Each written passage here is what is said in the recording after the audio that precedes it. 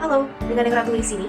Jadi, hari ini kita akan membahas mengenai apa itu laporan keuangan dan kita akan sedikit menganalisis tentang rasio keuangan dari salah satu PT terbesar di Indonesia, yaitu PT Unilever Indonesia Tbk. So, check it out! Oke, tanpa berlama-lama kita langsung masuk saja ke analisis rasio keuangan. Yang pertama yang akan kita analisis atau kita hitung adalah rasio dari ROA. Apa itu ROA? Return on Asset. Gimana sih cara menghitungnya? Apa aja sih yang harus kita cari? Oke, untuk menghitung ROA ini, kalian harus mencari laba bersih dan juga total aset tentunya. Jadi, di rumusnya itu adalah laba bersih dibagi total aset dan dikalikan 100%.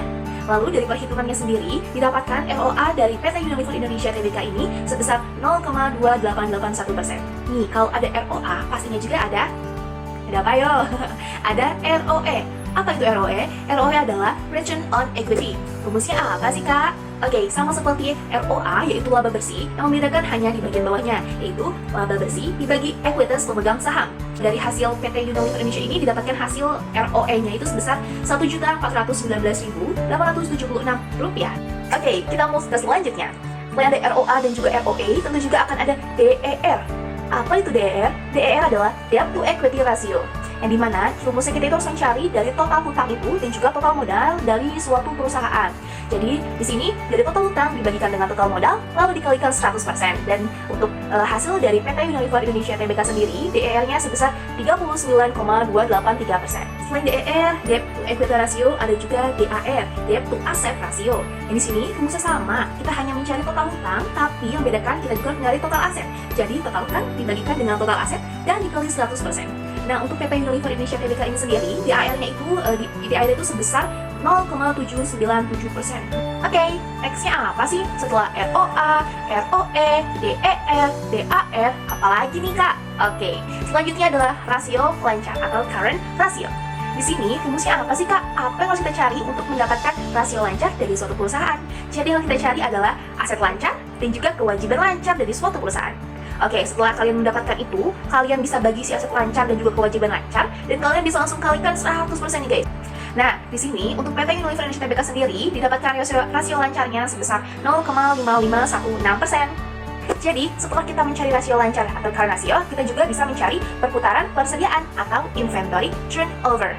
Apa nih yang kita cari? Rumusnya kayak gimana sih, Kak? Oke, yang kita cari adalah jumlah penjualan dan juga jumlah persediaan.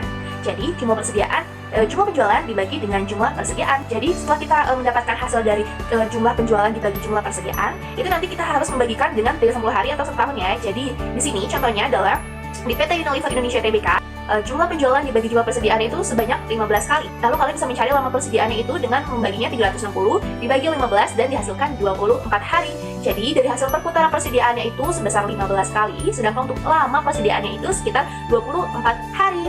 Oke, analisis terakhir tentang rasio keuangan adalah perputaran modal kerja. Wah, tadi ada perputaran persediaan, sekarang ada perputaran modal kerja atau working capital turnover. Nah, kalau tadi kan jumlah penjualan dibagikan dengan jumlah persediaan, sedangkan di perputaran modal kerja sendiri, jumlah penjualan dibagi dengan aktiva lancar. Jadi, di PT Unilever Indonesia Tbk ini didapatkan perputaran modal kerjanya itu sebanyak 6.235 hari. Wow. Nah, itu dia guys, ada beberapa analisis rasio keuangan yang aku ambil dari PT Unilever Indonesia Tbk. Selanjutnya adalah kesimpulan dari analisis yang aku buat. Jadi kesimpulannya adalah, setelah perhitungan di atas didapatkan beberapa hasil rasio laporan keuangan dari PT Unilever Indonesia Tbk. Yang pertama dari ROA dan juga ROE. ROA-nya sendiri itu mencapai 0,2881% dan ROE-nya itu sebesar Rp1.419.876. Selanjutnya adalah DER dan DAR. Nah, di sini tuh masing-masingnya itu memperoleh untuk DER itu 39,283%, sedangkan untuk DAR itu sebesar 0,797%. Jadi yang paling banyak persenan itu adalah di DER. Oke, lanjut lagi, rasio lancar atau current ratio-nya ini kita mendapatkan di angka 0,5516%. Dan terakhir ada perputaran persediaan atau inventory turnover dan perputaran modal kerja working capital turnover. Jadi untuk hasil perputaran persediaan sendiri itu sebesar 15 kali dengan lama persediaannya itu 24 hari. Dan untuk perputaran modal kerja sendiri di 6.235 kali. Nah, itu dia guys analisis rasio keuangan dari PT Unilever Indonesia Tbk. Selanjutnya, kita mau analisis PT apa lagi ya? Oke. Kita udah sampai di akhir nih guys. Waktunya aku, Ratu, untuk undur diri. Sampai bertemu di presentasi keuangan selanjutnya. Bye-bye!